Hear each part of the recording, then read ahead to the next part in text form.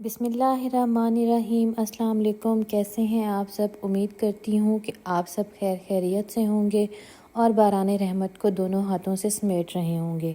Welcome back to my YouTube channel cooking tasty recipes.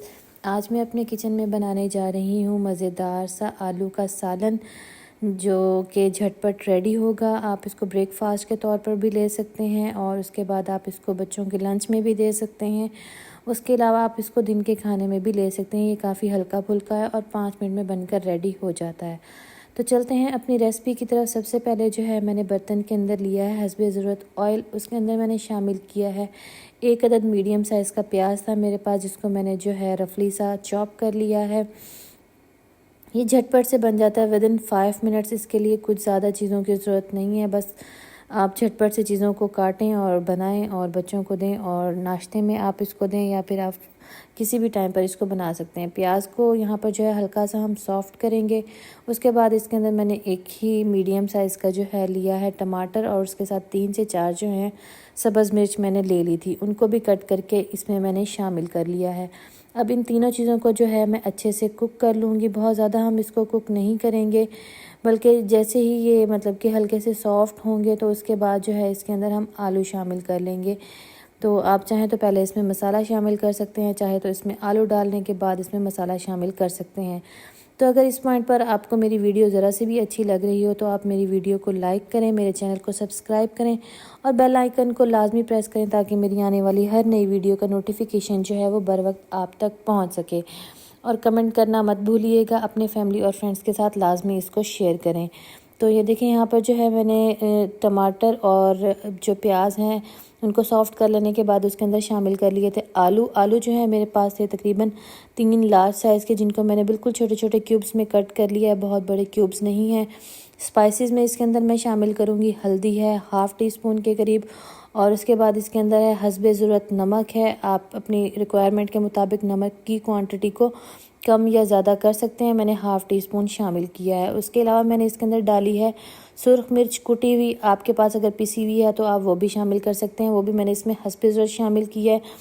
½ teaspoon जो है मैंने इसके अंदर शामिल किया है सूखा धनिया पाउडर, और इसके बाद इसमें मैं शामिल कर रही हूँ कसूरी मेथी, तकरीबन ये 1 टेबल स्पून के करीब है।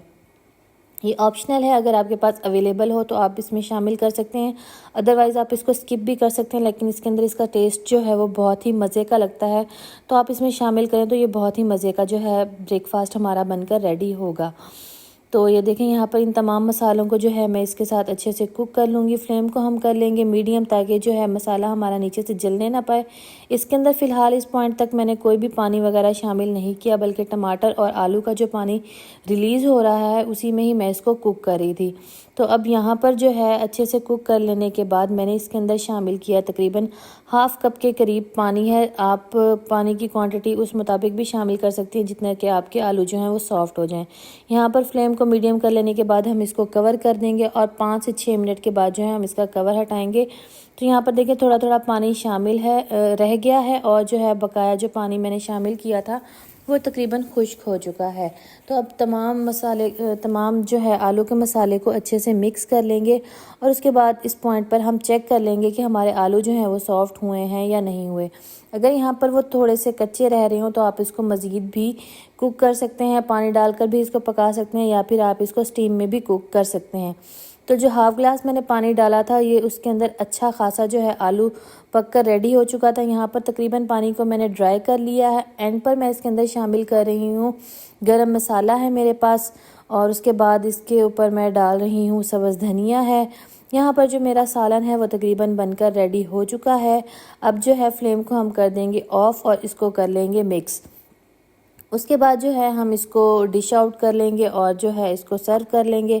आप चाहें तो आप इसको रोटी के साथ भी सर्व कर सकती हैं, चाहे तो आप इसको पराठे के साथ भी सर्व कर सकती हैं।